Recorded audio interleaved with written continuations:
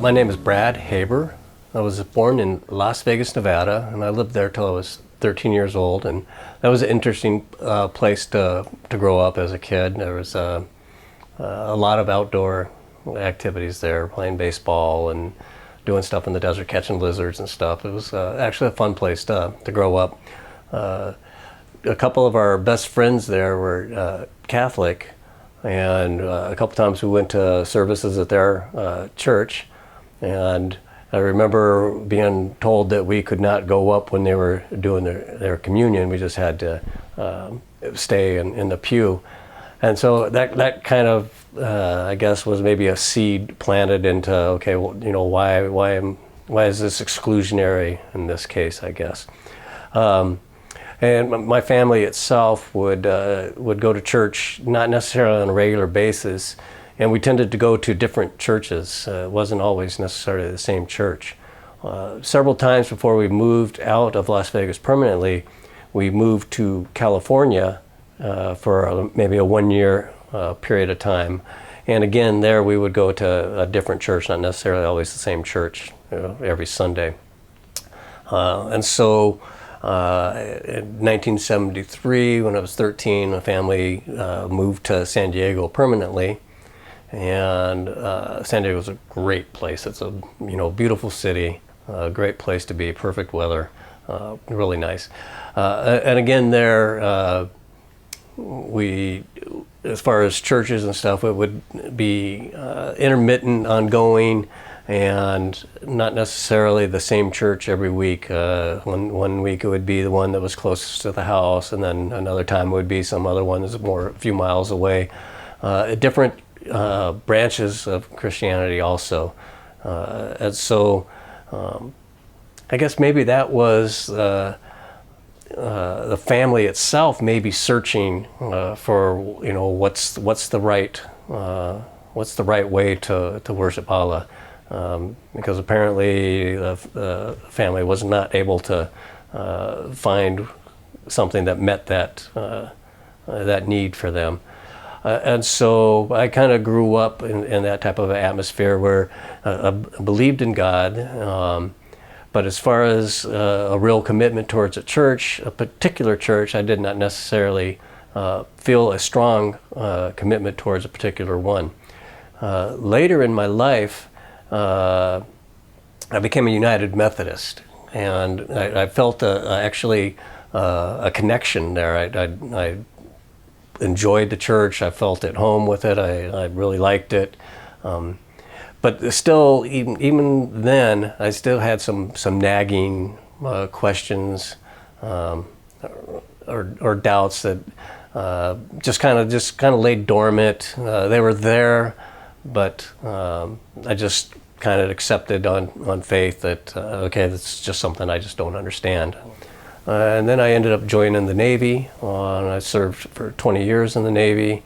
And in the Navy, you're branded either a Catholic or a Protestant or some other religion. So I was a Protestant and would attend services on board the ship on Sunday. Every Sunday the ship would have services. I'd go to those services. But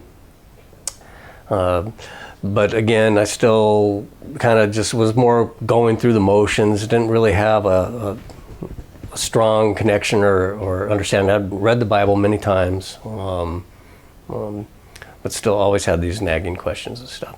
I had quite I think, extensive exposure to religion, except for Islam, as that was about the only religion that I was not personally exposed to. Any exposure I had to Islam was through the media. So that was what the extent of my Islamic knowledge at that point. So I had served for the 20 years and retired from the Navy, and then it was shortly after that. Actually, it was I retired right a year before the 9/11 event, and that just kind of further solidified my personal understanding of what Islam was, and it was not good, of course. And it just continued on with that, very, very negative impression of Islam. And so then the London bus bombings happened, 7/7. And once again, you would hear, okay, this is what Islam is not about. But then on the other hand, you had heard that an Islamic group was claiming credit for it. And so this was similar. This happened after 9/11 also. But this time I don't know, I told myself that I needed to find out what Islam was about for myself, because I had this built-up conception or perception of what Islam was, and it was a really high brick wall of with a lot of negative things about what Islam was. So I said I need to find out what Islam is about for myself, and I went to Barnes & Noble and I bought a Quran, and I fully expected that I would validate all of the negative impressions that I had on Islam. I had it turned out to be quite different, of course. But so I bought the Quran, and I would drive to work in the morning. At this point, I had been retired from the Navy. I would drive to work, and I would open it up, and I would read some for maybe 10 minutes or so before going into work. And I read, of course, Surah Fatiha. And what an amazing surah that was. And it right away kind of put me at ease. It felt very comfortable. It felt familiar. And it was non-threatening. And it was like, okay, this is okay, and boom, the first few bricks of ignorance, I guess you can call them, were removed. And so I would do that for several days. Then it got to be where I would go there in the car at lunchtime and start reading the Quran.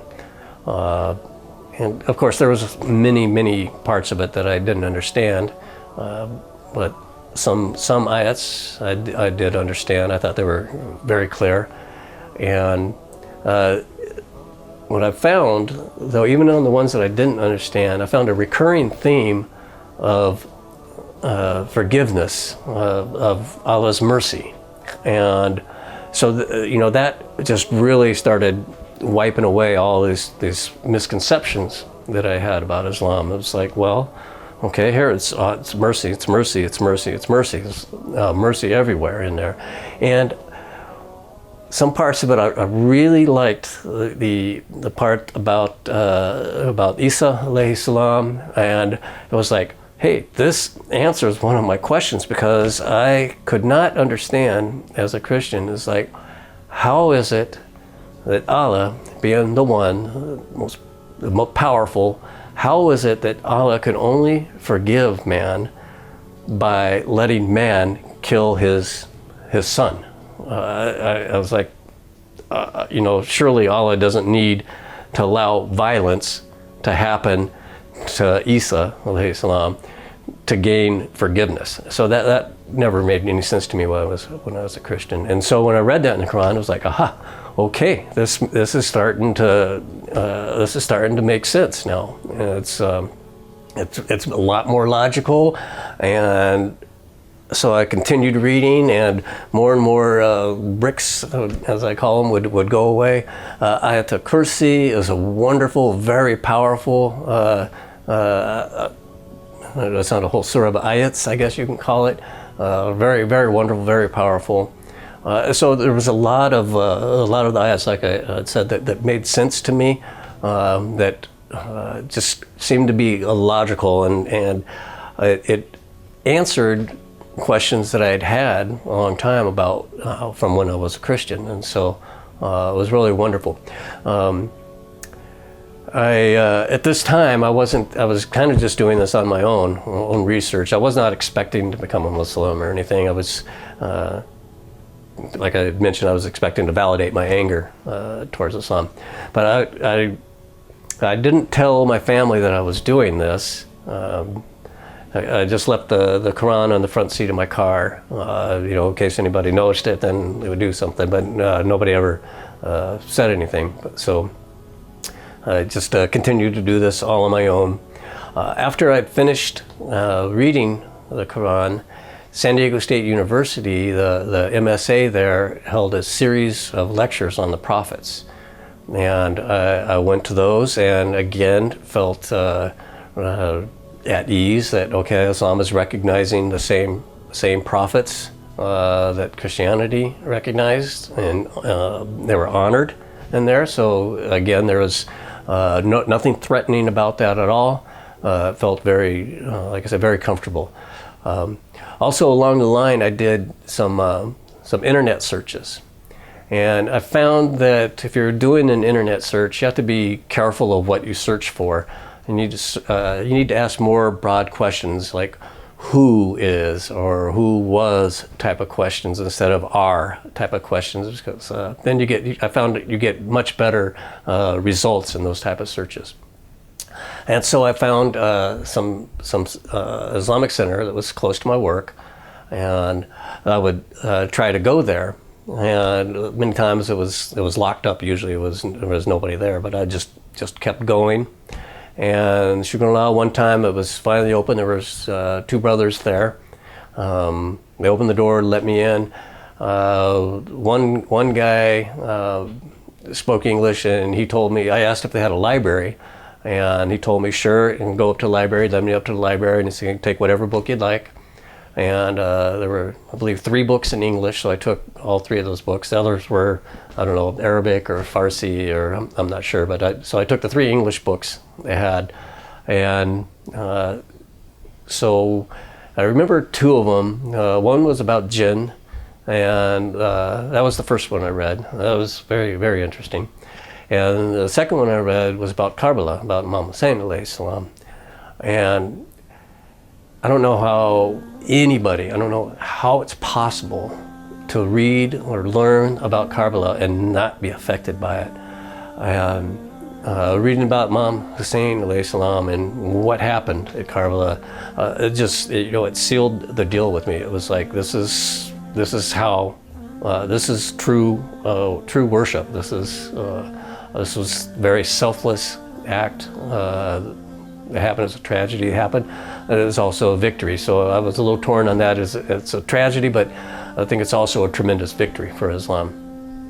And so at that point, I said, okay, I know I'm going to become a Muslim.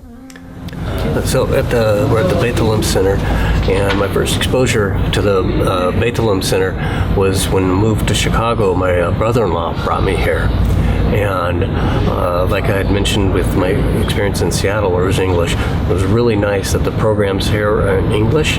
So I'm able to gain more knowledge about the Ahl Bayt and how I'm supposed to live my life as a Muslim through the Kubas years, coming here for Muharram, coming here for Ramadan, coming here for Majalis. It's really, really beneficial to have the programs in English. And I've made friends here. Like I mentioned earlier, there's several families that live very close to where I live, where my home is. So it's really nice. I feel like I can really be a part here. This has really benefited me more than just being in English. Maulana Suleiman Abadi has gone over Sahifa Sajada with me, explained, give me a lot of insight into the lessons about how we are supposed to pray to Allah, how we're supposed to ask Allah for help through those du'as. Also, this center has given me an opportunity to learn Arabic on Sundays. Take Arabic lessons with another one of the member here and a couple other people, and inshallah one day my Arabic will be good. I'm trying. So this center has really been beneficial about meeting and interacting with members of the community, about growing in my faith through the program being in English here, so I can understand what's going on, and just through the other services that they offer. The fellowship is fantastic. This is a very, very nice center. I'm very, very thankful to be here and have this opportunity to be a part of this community here.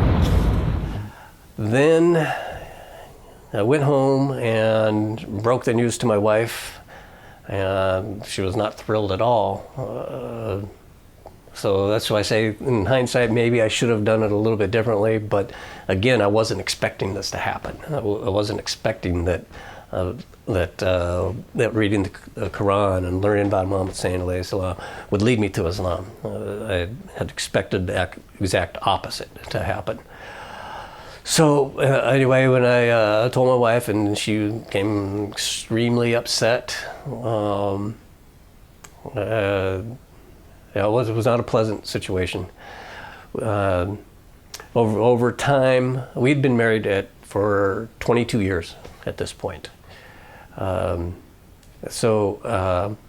Actually, I got her to go to the mosque one time with me, her and my daughter, and they didn't care for that at all. They didn't like wearing the hijab.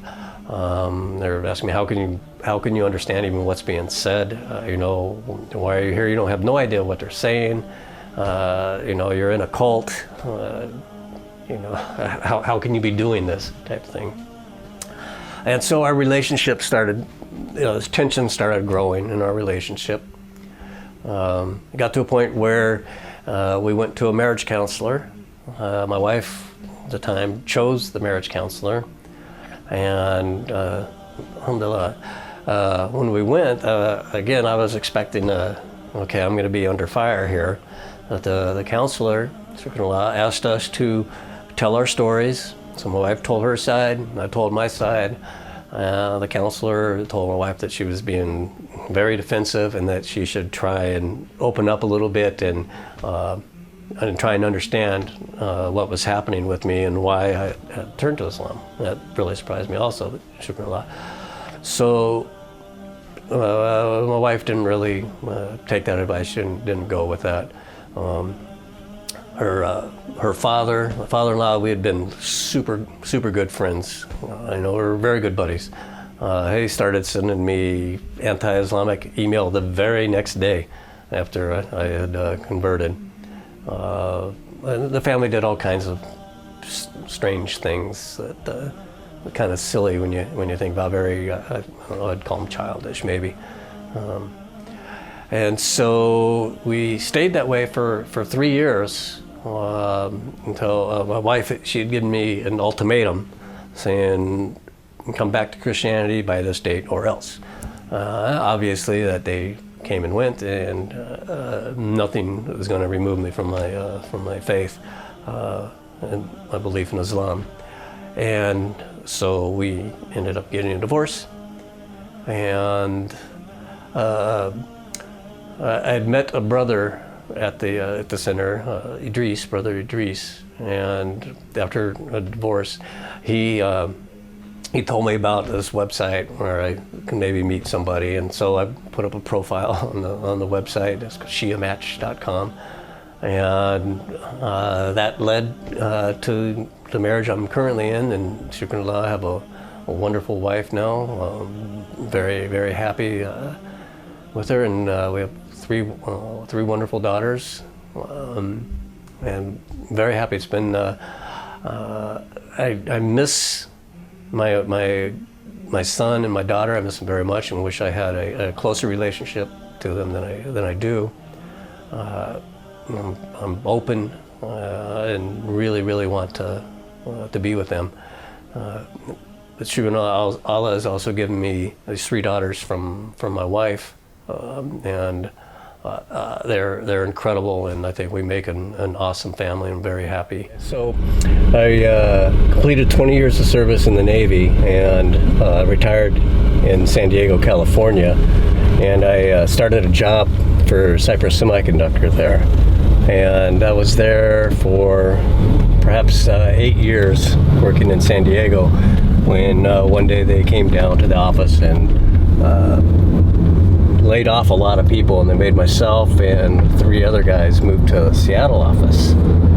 And I thought Seattle was nice. It was okay, cold, cloudy, very different than San Diego. But it was a beautiful country. I liked it. It turns out my wife didn't care for it a whole lot. So as kind of a dare, or I don't know, dare or a challenge, I said, get a job in Chicago and we'll move to Chicago. She has a lot of family here in Chicago, so that's why I mentioned Chicago.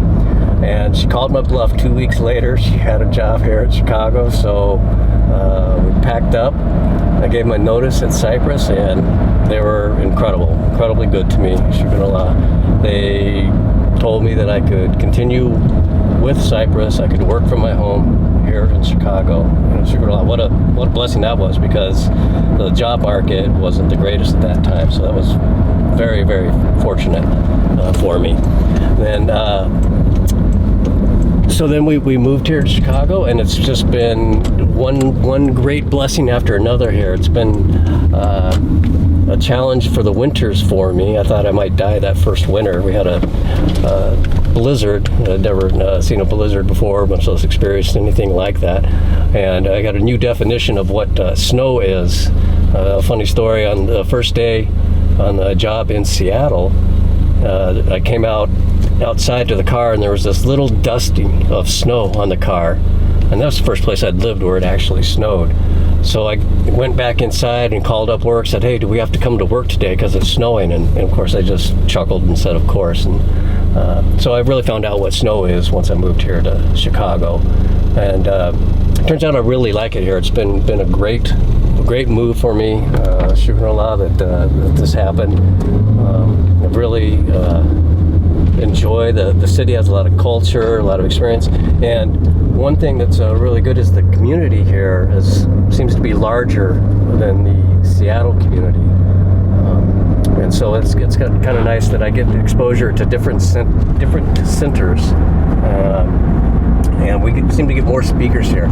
But I must give one thanks to the center in Seattle. This is the Zainab Center, and when I moved there, that was the first center that I went to where English was actually used. And it was like, shukran Allah. It was like I can understand what's being said and what's happening. The announcements were in English. It was wonderful. I fell in love with the center. Some great people there. And so it was nice to come here and find that continued also, that I can go to centers here with English speaking, so I can understand what's going on. I kind of felt like in Seattle my learning actually was slower, simply because I didn't get the benefit of hearing what was the khutbahs, learning the lessons, the teachings of the Ahlul Bayt. Couldn't understand what was going on, so it was really nice to go to Seattle and hear the English, and then have that continue here to have English also. So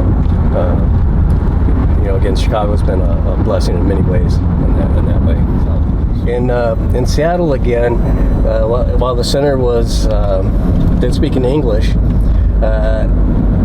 didn't really have neighbors that were from the community near me. Here in Chicago, in my neighborhood, there are several families, and it's really nice. What's really cool is one of my friend's father started what's called a Taqwa Circle, and we will get together on Sundays, and it's about maybe 6 families, and we take turns studying some ayats of the Quran, and then we present them to the group. We look for the tasfir of the Quran of those ayats, and then we present our findings, what we understand them to be, to the group, and then that's followed by a question and answer session. So that's been tremendous help. It's been really nice to have that, and it's nice just to have friends so close in the neighborhood to invite them over and enjoy company that way. It's been really nice. Great neighbors, super good people, very nice.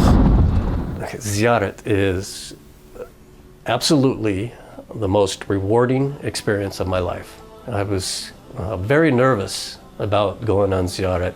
Here I'm American, we'd invaded Iraq. I was a little bit nervous about going, am I going to get kidnapped or shot or whatever. I was very nervous, but Mona Suleiman at the center, one Sunday they told me, that's not a reason to not go. You're in the care of the imams when you go on the ziyarat. So last year, the family, the 5 of us, we went to Iraq, and I have to tell you, that was, if you have not gone on the ziyarat, you need to go on a ziyarat. It's an incredible experience. We started in Najaf, and we were there for the 15th Shaban, and I had some experiences there that I don't know. I can't explain, other than I can tell you that there's a living presence there. I had an experience that I can't really adequately describe, and I don't know who could help me understand those experiences, because I don't know if you could interpret it unless you've actually experienced it. But this happened to me. I had this experience. It was like I don't know, like my body was like was electrified or something. And Najaf, it started from inside me, and it slowly built outside, and it was like being electrified. And then it happened also in Karbala, at the Imam Hussein alayhi salam shrine, and that one was a little bit different. That one, like every molecule of my body, when I looked at the rose, it was just like overcome with this sadness. And then when I went to where he had camped, that experience also happened again, where it was like kind of a brief, I don't know, I would call it electrifying type of experience. I can't adequately describe it. It happened there. It happened at Kazimain also, and we went to Masjid Saleh, and there was a corner there where the Imam of our time is going to be living. I believe, as tradition says, is where he will be living when he returns. And when I first entered that, I had this experience again.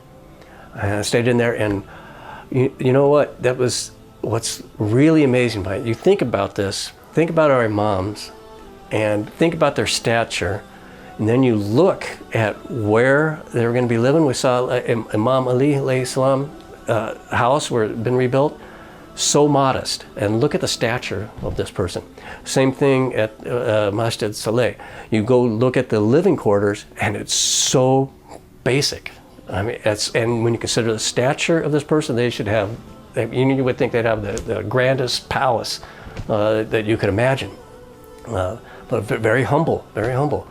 And so also when I left there, it happened again. So it happened, I had this experience twice at Masjid Saleh. So there is no doubt that it's a living place. There's a living presence at these places, and it's so well worth the visit.